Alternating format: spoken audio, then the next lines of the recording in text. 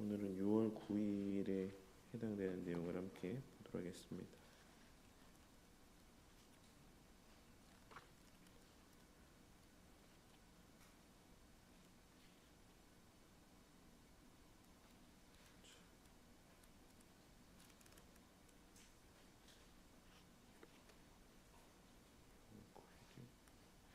구 6월 9일의 내용이 그 책자에는 신약고백서 16장 2항이라고 그 선행의 능력 제목 밑에는 써 있는데 16장 3항입니다. 밑에 보시면. 그래서 제가 이제 주일 것부터 이렇게 쭉 봤는데 1항, 2항 이렇게 쭉쭉 나가다가 오늘 분량에도 2항으로 되어 있어서 밑에 내용을 보니까 3항이더라고요. 아이고 오타들을 다 이렇게 체크해 놔야 되는데 그래서 정오표 만드실 때 이렇게 딱 드려야 되는데 체크를 못 해놨네요. 네. 일단 주일부터 주일, 월요일, 오늘 것까지 보시면 일단 웨스트민스터 신학고백서 16장 이제 1항, 2항, 3항을 이제 순서대로 다루고 있습니다. 그래서 주일 거 잠깐 보시면 6월 7일 내용에 선행은 오직 하나님께서 그분 자신의 거룩한 말씀에서 명하신 것이다 라고 말씀하고 있는 것. 선의 기준, 선행의 기준은 하나님의 말씀에 있다 라고 하는 것이 1항의 내용이죠. 그래서 맹목적인 열심에서 또는 어떤 선한 의도를 핑계로 사람들이 성경에 근거 없이 고안해낸 것은 다 선행이 아니다 라고 말씀하고 있습니다. 여기에는 다분히 이제 로만 카톨릭이 전제되어져 있다라고 생각하시면 돼요. 그 교리 해설 내용에 보시면 수도사들의 서원이라든지 성지순례라든지 성지순례를 선행이라고 보는지는 잘 몰랐네요. 뭐 무슬림들만 그런 줄 알았더니 어쨌든 그래서 저희도 신학교 때 성지순례라는 표현을 쓰긴 했지만 그래서 이제 저는 뭐 이스라엘하고 요르단이랑 이집트 이렇게 세 나라를 다녀오긴 했는데 뭐 뭘 봤는지도 모르겠습니다. 한 9일, 10일 다녀왔는데 너무 일정들이 빡빡해서 세 나라를 10일에 본다는 건 오고 가는 날 빼고 이동하는 시간 빼니까 실제로 막 가면서 막 여기는 뭐고 저기는 뭐고 막 그러는데 정신이 없었던 것 같아요. 네, 근데 그래도 그때도 제가 생각했던 게 뭐냐면 나중에 교회를 이렇게 뭐 목양을 하게 되면 성도님들하고 한번 와보면 좋겠다. 이스라엘 같은 경우는 그런 생각을 하긴 했습니다. 예루살렘에 뭐 터무니없는 것들도 많긴 한데 뭐 어쨌든 이렇든 저렇든 분명한 것들은 있잖아요. 갈릴리 호수가 있고 뭐 그 외에 이제 뭐 예수님이 걸으셨던 길도 있고 그 과정에 이제 별의별 뭐 예수님이 손을 짚으셨던 곳이라든지 좀 말이 안 되는 곳들도 있긴 한데 움푹 파였어요. 손자국이 예수님 뭐 특별한 능력을 이렇게 좀 해서 하셔서 그랬는지 아니면 그때 뭐가 안 굳어서 그랬는지 모르겠지만 여기가 뭐 예수님 손바닥 자국이다 막 이런 것도 있고 하지만 그래도 가볼 만한 너무 가치가 있는 것 같다라는 생각을 하긴 했습니다. 근데 성지순례라는 표현을 우리도 너무 좀 아무렇지도 않게 쓰는 것 같아서 될 수 있으면 저도 제가 좀 지양하려고 하는 표현들이 몇 개 있는데 하나는 그 중에 하나가 성지순례라는 표현입니다. 그래서 기독교 유적지 탐방 뭐 이 정도 이렇게 표현하면 좋지 않을까라고 생각하는데 어쨌든 로만 카톨릭에 있어서는 이렇게 이런데 다녀오는 것들이 엄청 뭐 중요하게 여겨지나 보죠. 네, 그래서 뭐 독신서약 같은 것, 뭐 바오사도가 그랬죠. 나중에는 혼인을 금하고 또 이런 자들이 있을 것이다라고 하는 이런 말씀들이 성경에 분명하게 있음에도 불구하고 뭐 하나님께만 뭐 이렇게 또 헌신하며 살겠다라고 하는 이런 것들이 물론 그 자체가 잘못됐다라기보다는 그것을 어떤 선행이다, 더 나은 어떤 모습이다라고 여기는 것은 합당치 않다라고 할 수가 있죠. 그래서 밑에 보시면 그 뭐 잉여공로, 초과공로 막 이런 얘기하죠. 그래서 말이 되지 않는다라는 것들을 말씀하고 있는 것이고, 오직 하나님 말씀에 명한 것으로만 우리가 선을 행할 수 있는 것이다라고 이제 말씀하고 있습니다. 그리고 또한 그 다음 페이지 보면 또 다른 부분이 펠라기우스주의자들에 대해서 이야기를 하고 있습니다. 펠라기우스주의는 아시죠? 원죄를 부정하는 사람들입니다. 그래서 다시 이제 사람이 태어나면 리셋되는 거예요. 아담과 같이. 근데 이제 그런 하나의 오해가 있고 잘못된 오류가 있고, 또 하나는 뭡니까? 그들이 생각하는 아담의 상태에서의 자유의지를 그들은 이제 중립의 자유라고 생각한다라고 하는 그런 두 가지의 오류가 있습니다. 그래서 거기에 보시면 자유 선택의 의지에 따라서 행해야 되는 도덕적 본성에 따른 요구다. 뭐 어려운 표현이지만 어쨌든 자기가 이렇게 행하는 것이다라고 생각하는 게 선행을. 그래서 하나님께서는, 그러니까 웨스트민스터 신앙고백서에서 뭐라고 말씀하고 있는 겁니까? 성경이 거룩한 말씀에서 명하신 것. 그래서 선행은 인간이 행하는 것이 아니다라는 것을, 사실 펠라기우스주의에 대한 말씀은 그 다음 거에 대한 내용이 더 어울리는 것이긴 하지만 오늘 내용인가요? 네, 오늘 내용이 더 어울리긴 하지만 어쨌든 펠라기우스주의자들에 대한 선행에 대한 오해들도 같이 언급하고 있습니다. 두 가지죠. 어쨌든 요는 하나님의 거룩한 말씀에 대해서만 행할 수 있다. 그래서 고안해낸 것들은 인간이 생각해낸 그 어떤 것도 다 선행이 될 수 없다라고 말씀하고 있고, 1항에서 2항에서는 어제 내용인데 뭐라고 말씀하고 있냐면, 하나님의 계명에 순종하여 행하는 이러한 선행들은 참되고 살아있는 믿음의 열매고 증거다. 그래서 이것은 뭐 우리가 뭐 의롭게 되는 어떤 그런 수단이나 뭐 도구들은 아니지만, 이미 그리스도 안에 거하게 된 자들에게는 반드시 이 믿음의 열매로서, 증거로서의 선한 행실들이 있을 수밖에 없다라고 말씀하고 있는 것입니다. 그래서 여기서 6가지의 것을 말씀하고 있는데, 그 결과에 대해서 누리는 특징, 뭐 누리는 가치, 유익들, 이런 것이 첫 번째는 뭐였습니까? 감사를 표현하는 것. 두 번째는 확신을 강화하는 것. 그다음에 셋째는 형제들의 덕을 세우는 것. 넷째로는 복음의 고백을 아름답게 하는 것. 다섯째로 연결되어 있죠. 그래서 대적자들의 입을 막는 것. 네. 그리고 여섯째로는 하나님을 영화롭게 하는 것. 그래서 이것이 쭉 연결되어져 있다라고 보시면 돼요. 그래서 첫째로는 이러한 선한 행실들을 통해서 그 받은 감사를 표현하는 것이죠. 선한 행실은 다 뭐다? 감사와 연결되어 있는 부분이다. 이것은 하이델베르크 유리문답의 구조와도 연결되어진 내용입니다. 비참과 구원, 이 두 가지의 사실들을 깨닫게 된 자는 이제 감사의 삶으로서의 선행을 하게 된다. 이렇게 되면 뭐가 떠오르십니까? 이 모든 내용들이 결국 그래서 똑같이 하이델베르크 유리문답처럼 웨스트민스터 신앙고백서도 감사를 표현하는 선행은 하나님의 말씀에 근거한 것인데, 하나님 말씀에는 뭐가 담겨 있다?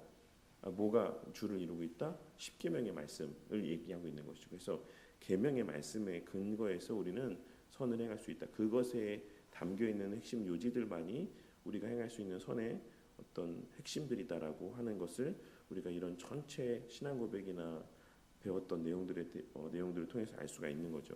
근데 또 그 중심에는 뭐가 있습니까? 사랑이 있는 거죠. 사랑.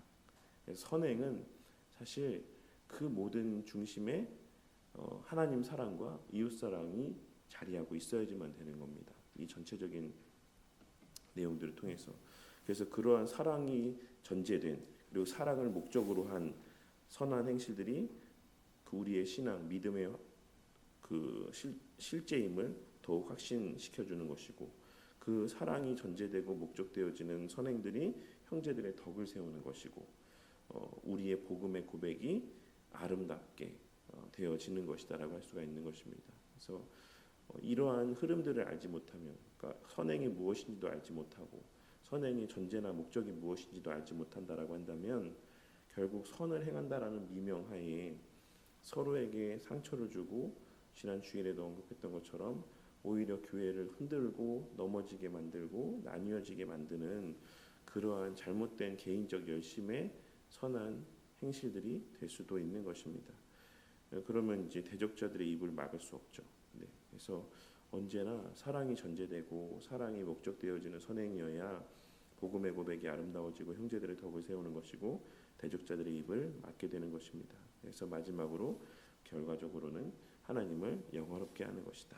그것이 이제 지난주 어제까지 나눠야 될 내용이었습니다. 오늘은 그 선행의 능력에 대해서 이제 함께 좀 생각해 보도록 하겠습니다. 16장 3항 내용과 우리 말씀 요절 같이 한번 읽어보겠습니다. 시작. 선행을 행하는 자들의 능력은 결코 자신에게서가 아니라 전적으로 그리스도의 성령에게서 오는 것이다. 그리고 이들이 선행을 할 수 있기 위해서는 이미 받은 은혜에 더하여 그분의 기쁘신 뜻을 따르기를 원하고 행하도록 이들 안에서 일하시는 성령 하나님의 실제적인 감화가 요구된다. 그렇다고 해서 성령 하나님의 특별한 역사가 없다면 아무런 의무를 행하지 않아도 되는 양 나태에 빠져서는 안 된다. 도리어 부지런하여 자신 안에 있는 하나님의 은혜를 부릴 듯 하게 해야 한다. 말씀 요절 같이 읽겠습니다. 시작. 내 안에 거하라. 나도 너희 안에 거하리라. 가지가 포도나무에 붙어 있지 아니하면 스스로 열매를 맺을 수 없음 같이 너희도 내 안에 있지 아니하면 그러하리라. 사람이 내 안에 거하지 아니하면 가지처럼 밖에 버려져 마르나니 사람들이 그것을 모아다가 불에 던져 사르느니라. 그러므로 나의 사랑하는 자들아 너희가 나 있을 때뿐 아니라 더욱 지금 나 없을 때에도 항상 복종하여 두렵고 떨림으로 너희 구원을 이루라. 너희 안에서 행하시는 이는 하나님이시니 자기의 기쁘신 뜻을 위하여 너희에게 소원을 두고 행하게 하시나니 내게 능력 주시는 자 안에서 내가 모든 것을 할 수 있느니라. 우리가 간절히 원하는 것은 너희 각 사람이 동일한 부지런함을 나타내어 끝까지 소망의 풍성함에 이르러 게으르지 아니하고 믿음과 오래 참음으로 말미암아 약속들을 기업으로 받는 자들을 본받는 자 되게 하려는 것이니라. 그러므로 형제들아 더욱 힘써 너희 부르심과 택하심을 굳게 하라. 너희가 이것을 행한즉 언제든지 실족하지 아니하리라. 이같이 하면 우리 주 곧 구주 예수 그리스도의 영원한 나라에 들어감을 넉넉히 너희에게 주시리라. 사랑하는 자들아 너희는 너희의 지극히 거룩한 믿음 위에 자신을 세우며 성령으로 기도하며 하나님의 사랑 안에서 자신을 지키며 영생에 이르도록 우리 주 예수 그리스도의 긍휼을 기다리라. 아멘. 그래서 이제 사망에서 얘기하고 있는 바는 뭡니까? 앞서 1항에서 얘기했던 바에 언급되었던 뭐 펠라기우스주의자들이나 이런 사람들, 반펠라기우스주의자들도 마찬가지고 어쨌든 뭐 그와 유사한 이제 터 위에 서 있는 로만 카톨릭에 속한 사람들, 뭐 그 외에 여러 가지 자신들의 행함에 대해서 가치를 부여하는 사람들에 대한 반론이라고 할 수가 있죠. 너무나도 분명하게 말씀하고 있습니다. 선행을 행하는 자들의 능력은 결코 자신에게서가 아니라 전적으로 그리스도의 성령에게서 오는 것이다. 여기에는 두 가지 대상들이 다 포함됩니다. 거듭나지 않은 자는 당연하고 거듭난 자도 마찬가지예요. 우리가 거듭나지 않은 자는 당연히 선을 행할 수 없지만 거듭난 자는 선을 행할 수 있다라고 생각하죠. 이미 저도 여러 차례 말씀을 드렸고, 그래서 아담의 그 인간의 사중 상태에 대해서 말씀드리면서 이제 그런 내용들을 말씀드렸던 것을 기억하실 거라고 생각합니다. 그렇게 따지면 16장 3항에서의 말씀의 내용은 좀 맞지 않는 것이냐라고 생각할 수 있지만 우리가 선을 행할 수 있게 되었다라고 하는 것, 지금의 우리의 상태가 선을 행할 수도 있는 상태가 되었다라고 하는 것이 어떤 터 위에 서 있는지를 잊어서는 안 됩니다. 우리가 지금 누리고 있는 모든 은혜는 뭐의 결과로 주어진 겁니까? 칭의나 성화나 영화까지에 이르는 견인의 모든 은혜들은 무엇이 시작점입니까? 믿음이죠. 근데 그 믿음으로 말미암아 무엇이 우리 가운데 허락되었기에 그리스도와의 연합입니다. 그리스도 안에서 우리는 이런 열매들을 맺는 거예요. 요한복음 15장 4절과 6절에서 예수님께서도 말씀하셨던 것처럼 우리가 그리스도 안에 거하고 그리스도께 접붙임 바 되었기 때문에 선한 행실들을 나타내 볼 수가 있는 것입니다. 우리가 어떠해서가 아니죠. 그래서 요한복음에서 말씀하고 있는 것처럼 우리가 그리스도로 말미암아 은혜를 공급받음을 통해 선도 행하고 이런 열매들도 맺는 삶을 살아갈 수가 있는 것입니다. 그래서 이 전제가 우리 가운데는 좀 이 그리스도와의 연합, 그리스도께 접붙임됨 이것이 사실 우리의 구원의 시작이고 전부예요. 근데 너무나도 많은 사람들이 오직 믿음으로라고 하는 이것 때문에 이게 너무 중요하죠. 이 오직 믿음으로라는 말 때문에 그리스도와의 연합의 의미를 이렇게 좀 잊어버리고 망각하는 경우들이 너무 많이 있어요. 그래서 내가 믿음으로 선도 행하고 믿음으로 못도 행하고 믿음으로 뭐도 되고 믿음이 마치 하나님이 되는 것처럼 사람들에게 인식되어지는 어떤 그런 모습들을 보게 될 때가 있는 것입니다. 근데 믿음은 믿음 그 자체가 아니라 계속해서 말씀했죠. 수단이다. 무엇을 위한 수단이냐? 결국 그리스도께 접붙임됨으로 말미암아 그리스도께서 이루신 모든 은택들이 적용되어지는 수단이다. 라고 그것을 누리게 되는 수단이다. 받는 손이다. 라고 말씀하고 있는 것을 기억해야지만 됩니다. 그래서 이 모든 것이 라고 하는 것은 이제 그런 맥락에서 말씀하고 있는 것이다. 그리고 이들이 선행을 할 수 있기 위해서는 이미 받은 은혜에 더해서 실제적인 성령 하나님의 감화가 요구되어진다. 라고 할 수가 있습니다. 성령 하나님 하면은 항상 우리에게는 뭐가 떠올려져야 되냐면 은혜의 방편들이 떠올려져야지만 돼요. 이 실제적 감화는 그러면 무엇을 통해서 생기는 것이냐? 라고 했을 때 우리는 항상 성령 하나님의 일하시면은 가장 우선적으로 뭐가 있다라고 생각해요? 말씀이 있다라고 생각해야지만 되는 거예요. 그래서 막 이런 것들을 막 무슨 신비한 체험이라든지 막 이런 것들에 두면 안 되는 겁니다. 그거는 서브예요, 서브. 어떤 부차적인 문제들입니다. 그러니까 뭐 그런 것들을 통해서 우리가 보았지만 깨달았지 못했던 부분들을 깨닫게 하시거나 이런 것들은 있을 수도 있겠죠. 근데 중요한 건 하나님께서 계시해 주신 바대로 그리고 하나님의 언약적인 관점에 따라 하나님의 그 계시하신 말씀을 이해하는 것이 가장 우선입니다. 그 말씀이 우리 가운데 자리하고 있을 때에 성령 하나님께서 그러한 말씀들을 통해서 또한 들려지는 말씀들을 통해서 이러한 실제적인 감화의 은혜들을 우리 가운데 주시는 거죠. 그렇다고 해서 성령 하나님의 특별한 역사가 없다면 아무런 의미를 행하지 않아도 되는 양 나태에 빠져서는 안 된다. 왜 그러냐면 도리어 부지런히 자신 안에 있는 하나님의 은혜를 부릴 듯 하게 해야 된다라고 말씀하고 있는데 왜 그러냐면 결국 우리는 이 삶의 본성과 성향이 변화된 사람들이기 때문에 이러한 마음들이 우리 가운데 또한 자리하게 될 수밖에 없습니다. 그래서 우리는 이 말씀을 통해서 말씀하고 있는 것은 뭐냐면 결국 우리가 왜 말씀과 기도에 천착하는 삶을 살아가야 되는가라고 하는 것을 또한 우리에게 말씀해주고 있기도 하는 것이에요. 그래서 우리가 선한 마음들을 품고 선한 어떤 허락된 그 변화된 성향대로 살고자 하는 마음들이 있을 수밖에 없지만 그 살아가는 데 있어서 또 실제적인 성령 하나님의 감화의 은혜들이 있어야 되는데 그 감화를 무엇을 통해 하시냐?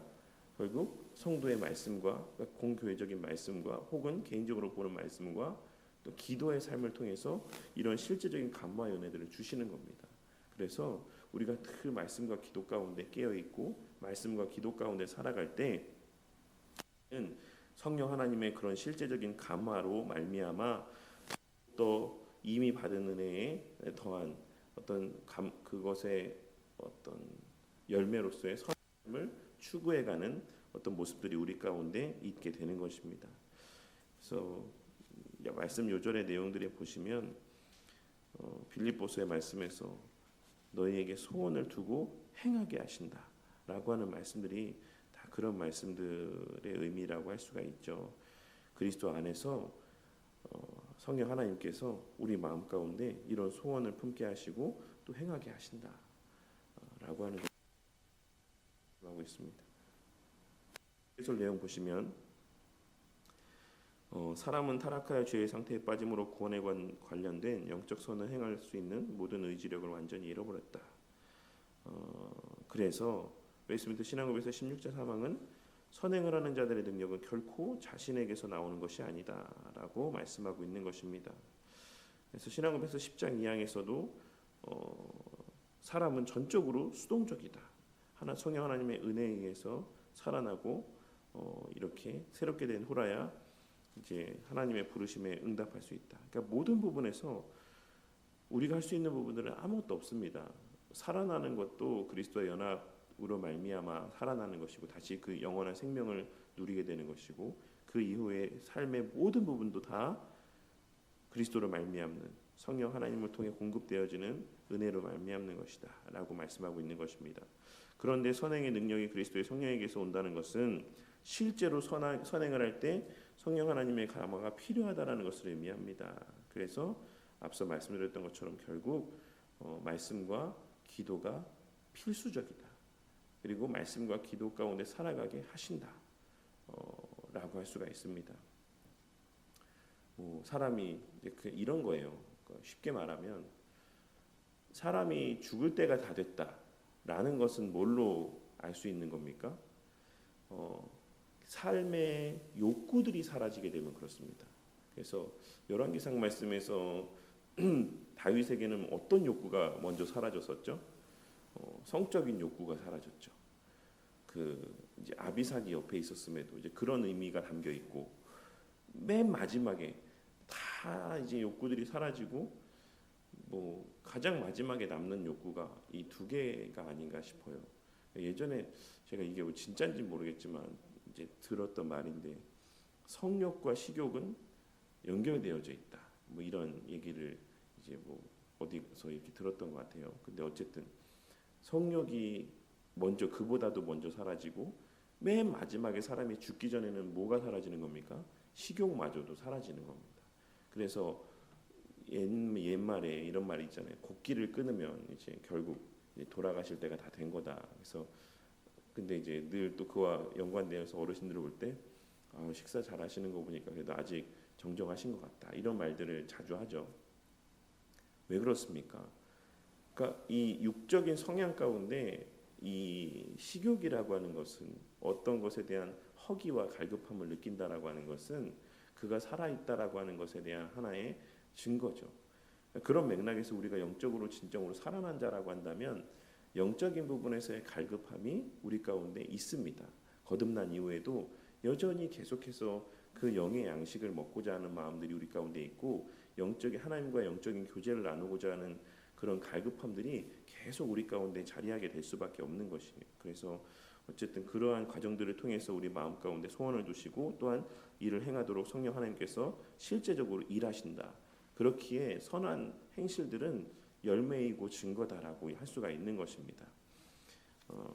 그렇습니다. 그리고 밑에 보시면 그렇다면 어차피 성령 하나님의 사역인데 사람이 책임 맡을 것이 사람의 책임이 자리할 부분이 없을 수 있는 거 아닌가라고 이렇게 이야기하기도 하죠. 율법 폐기론자들의 이야기처럼 또 신비주의자들은 어떤 특별한 감동 이런 것들이 막 움직이게 하는 어떤 뜨거운 체험 이런 것들이 있어야 되는 거 아니냐라고 말할 수 있지만 그렇지 않다. 성령 하나님에 대해서 우리가 바르게 이해할 때 성령 하나님의 일하시는 방편이 무엇인가 또한도 성경적으로 바르게 깨달을 수가 있는 것입니다. 그래서 그럴 수도 있지만 이것이 다 잘못됐다, 마귀로부터 온 것이다라고 단언하고 정죄할 수는 없지만 주된 성령 하나님의 사용하시는 방편은 이런 신비적인 체험이 아니다라는 것을 꼭 기억하셔야지만 되겠습니다. 그리고 이러한 또 이 의미를 넘어서서 성령 하나님께서는 실제적인 감화를 통해서 우리가 실제적으로 그렇게 행하게 하신다 라고 할 수가 있습니다. 우리에게 그러한 의무감들, 해야 된다라는 어떤 당위성들을 우리 가운데 허락하신다라는 것이죠. 그래서 마지막 두 번째 줄에 보시면 그런 책임을 필요성을 강조하면서 뭐라고 말씀합니까? 히브리서에서 너무 제가 또 좋아하는 말씀이지만 또한 되게 눌림이 되는 말씀. 너희가 죄와 싸우되 아직 피 흘리기까지는 대항하지 아니하고라는 말씀. 그러므로 내가 나의 안수함으로 내 속에 있는 하나님의 은혜를 다시 불일 듯하게 하기 위하여 너로 생각하게 하노니라고 하는 말씀들. 그래서 부지런히 은혜를 구해야 되지만 또 불일 듯하게 해야 되지만 이것은 또 누구로 말미암는 것이다? 이 또한도 성령 하나님으로 말미암는 것이에요. 우리가 계속 늘 말씀을 가까이하고 늘 기도를 게을리하지 않는 삶을 살아갈 때 성령 하나님께서 우리의 그러한 시간들을 통해서 우리의 구할 바가 무엇인지를 알게 하시고 또한 그 마음 가운데 이러한 선한 삶을 향한 열망들을 부릴 듯 하게 하십니다. 그래서 전적으로 수동적이게 하지만 않으시고, 그러니까 막 이렇게 몰아가게만 하지 않으시고 어쩔 수 없이 막 할 수 있게만 하지 않으시고 우리 가운데 그런 마음들을 품게 하시고 그 마음들을 더욱더 커져가게 하심을 통해서 수동적 능동이라고 표현을 하죠. 이 모순된 말이지만 되게 아이러니한 말이지만 우리 신앙의 삶에서는 이런 수동적 능동의 모습들이 있는 겁니다. 근원은 예수님께 있지만 그것을 우리를 통해서 행하게 하시는 능동적인 모습들이 우리의 성화의 삶 가운데 있는 것입니다. 그래서 전적으로 수동적이지만 또한 또 어떤 면에서 보자면 전적으로 또 되게 능동적인 것이 성도의 삶의 모습이다 라고 할 수가 있는 것입니다. 왜냐하면 우리의 성향이 바뀌어졌기 때문에 우리가 자유의지라는 것은 그 본성에서 발현되어지는 선택과 행함의 자유라고 말씀을 드렸죠. 우리가 그렇게 변화된 본성 속에서 자유롭게 우리의 의지로 선한 행실들을 나타내 보이는 삶을 우리가 살아가게 된다. 그런 마음을 품게 될 뿐만 아니라 근데 이 모든 것의 근원이 누구다? 예수님이시고 그 예수님의 성령 하나님을 통한 역사다라고 말씀하고 있는 것입니다. 사실 되게 신비로운 것이죠. 적용 질문. 여러분이 행하는 선행의 능력은 여러분 자신에게서입니까? 아니면 그리스도의 성령에게서입니까? 너무 당연한 질문이지만 하고 있는 이유는 뭐겠습니까? 사람들이 말로는 성령 하나님으로 말미암음이다라고 말하면서도 실제로는 자기가 하는 것처럼 생각하는 경우들이 많이 있고 또 그래서 말씀을 보고 기도하기보다는 도우심의 은혜를 구하기보다는 내가 어떻게 해야 될까라고 하는 것을 고심하는데 더 많은 시간들을 할애하기 때문이 아닐까 생각합니다. 2번 신자는 믿음으로 의롭다 하심을 받고 또한 양자 삼으시는 은혜를 받았습니다. 이러한 은혜를 인하여 의인이며 자녀의 신분을 받은 사람은 거룩하게 하시는 은혜 또한 받습니다. 그러면 신자는 이제 스스로 선행을 실행할 능력을 가지고 있다라고 할 수 있겠습니까? 아니죠. 너무나도 많은 사람이 이렇게 오해하고 있지만 아니죠. 왜 그렇습니까? 믿음으로 의롭다 하심을 받고 양자 삼으시는 은혜를 받았고 하는 이 모든 게 어디 터 위에 있기 때문에 예수 그리스도 안에서의 그 연합의 은혜의 기초 위에 서 있기 때문에 우리가 선을 행하는 것도 그 예수 그리스도 안에서의 하나님의 공급하여 주시는 은혜와 능력으로입니다. 이거를 잊어서 안 돼요. 그럴 때 우리가 그 모든 영광을 주께만 돌릴 수가 있는데 단적으로 나타나는 거죠. 늘 말씀드리는 것처럼 내가 이렇게 했는데 하나님 어떻게 이러실 수 있습니까? 내가 이렇게 했는데 어떻게 이거를 안 알아주냐라고 사람에게도 하나님에게도 이런 모습을 나타내 보이는 것은 뭡니까? 내가 했다라고 하는 마음들이 자리하고 있다라고 할 수가 있는 것입니다. 3번 신앙 고백서는 선행의 능력과 실행을 잇기 위해서는 그때그때마다 성령 하나님의 감화가 필요하다라고 교훈합니다. 여러분은 선행을 하기 위해서 어떤 노력을 하셨습니까? 그 노력은 오늘 학습에 비추어 어떤 의미가 있습니까? 불필요한 것이 아니었습니까? 아니죠. 이거는 필요하다. 왜? 이건 결국 우리의 변화된 본성에 대한 증거고 열매이기 때문입니다. 그래서 이러한 노력을 하고자 하는 마음들을 품게 되는 것, 소원을 갖게 되는 것도 우리의 거듭남의 하나의 표징인 것이죠. 그리고 열매인 것이고. 그래서 우리가 그것을 알게 됨으로 말미암아 기도하게 되는 것. 어떤 노력을 해야 되냐라고 했을 때 말씀 보고 늘 기도하는 삶을 살아가는 애씀이 있는 거죠. 그러면 성령 하나님께서 우리 가운데 더욱 그 마음을 크게 하시고 또 의지와 능력을 주신다라고 할 수가 있습니다. 4번에 신자가 선행을 행하고자 할 때 기도로 구해야 될 것은 무엇입니까? 다 이어지는 내용이라고 생각하시면 돼요. 그래서 3번에서 어떤 노력을 하냐라고 했을 때 그 답이 4번에서 어느 정도 나오겠죠. 기도해야 된다고 말씀하고 있는 겁니다. 그 연관성은 아시겠습니까? 성령 하나님의 감화가 필요하다고 교훈하고 있는데 여러분은 선행을 하기 위해서 어떤 노력합니까? 말씀 보고 기도해야 된다라고 말씀드렸죠. 그래서 4번에 보시면 신자가 선행을 행하고자 할 때 기도로 구해야 될 것이 뭡니까? 그러면 그렇게 구하는 것은 선행의 능력을 부으시고 그것을 행하고자 하는 소원을 일으키시는 주체가 누구임을 인정하는 겁니까? 성령 하나님이심을 인정하는 것이죠. 그럼 반면에 기도하지 않는 것은 누구라고 생각하는 걸까요? 자기 자신이라고 생각하는 거죠. 그래서 이것도 제가 어디서 읽었는지 기억이 안 나는데 기도하지 않는 열심이 제일 무섭다라고 하는 이런 말들이 있지 않습니까? 기도하지 않고 하는 사람의 열심만큼 이제 무서운 것이 없다. 왜냐하면 결국 그런 열심들이 다 교회를 힘들게 하고 누군가를 상처받게 하고 연약한 시험에 들게 하고 더 나아가서 교회를 흔들고 교회를 쪼개고 나뉘어지게 하고 무너지게 하는 열심들이 되기 때문에 그래요. 그는 하나님을 위해서 열심을 낸다라고 할지 모르겠지만 정말 바른 말씀과 기도가 전제되지 않은 선한 행실 이 말 자체도 모순이죠. 그렇지 않으면 선행일 수가 없지만 어쨌든 선행이라고 하니까 사람들이 그런 선행은 사실 1항에서 말씀하고 있는 것처럼 사람이 고안해낸 어떤 헛된 하나님 기뻐 받지 않는 의미 없는 선행 행실에 불과하다라고 하는 것들을 꼭 기억하시기 바랍니다. 그래서 우리가 말씀과 기도에 천착하며 살아갈 때 성령 하나님께서 우리의 마음 가운데 소원을 품게 하시고 감화하시고 그래서 마음 가운데 선한 어떤 마음들을 더욱 부릴 듯하게 하시고 더 나아가 이제 의지를 주시고 그것을 행할 수 있는 능력에까지 이르게 하신다라고 할 수가 있는 것입니다. 그래서 어쨌든 우리가 늘 이런 기도 가운데 살아가는 자들이 되고 또 무엇보다 그 선행의 원천이 사실 성령 하나님이심을 망각하지 않고 살아가는 자들이 되기를 위해서 이 시간 함께 기도했으면 좋겠습니다. 이것을 망각할 때 우리는 우리의 선행이 오히려 하나님을 향한 원망의 말에 어떤 꺼리가 되고 우리의 선행이 오히려 사람들을 향해 서운한 마음을 갖게 되는 꺼리가 될 수 있다. 그럴 거면 차라리 그런 선행이라고 한다면 하지 않는 게 낫죠. 근데 우리가 막 선을 행하면서 저도 뭐 다 한 번쯤은 해봤던 고백이겠지만 하나님 도대체 저한테 왜 이러십니까?